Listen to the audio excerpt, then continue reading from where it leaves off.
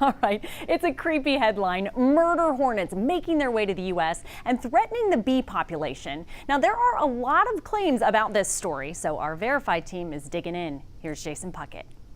There are tons of articles talking about Asian murder hornets with killer stings and the ability to decimate the honeybee population. Now, there's a lot of good information out there, but there are also some misleading and false claims. We're going to break down both. Our main source, the Washington State Department of Agriculture, or WSDA, and a webinar that WSDA entomologist Chris Looney hosted in February. Let's start with the confirmed fact. These hornets are in the U.S. Earlier this year, the WSDA put out an alert after the hornets were found in a few areas of Washington State. They've also been spotted in Pacific areas of Canada, but so far, nowhere else in the U.S. They are an invasive species that are known to kill and eat honeybees, and the WSDA is concerned their spread could threaten bees in the United States. And they are large. They grow up to about 2 inches, which is significantly larger than most bees or hornets. Okay, so those are the basics about the murder hornets. Let's look at some misleading or false claims now.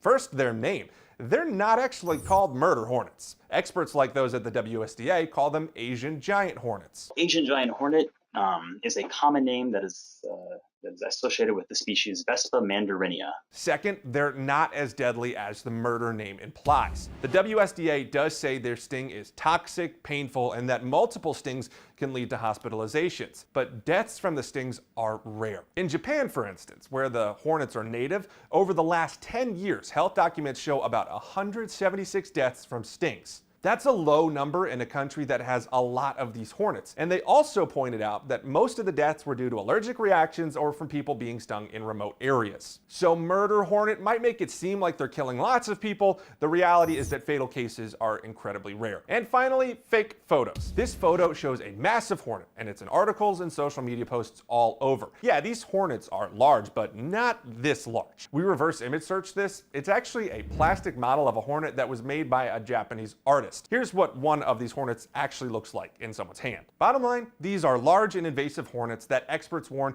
could seriously harm the honeybee populations. As for humans though, they have a painful sting and they're big, but severe cases are rare and fatal cases even more so. Got other questions for us to look into? Send us an email. With your Verified, I'm Jason Puckett.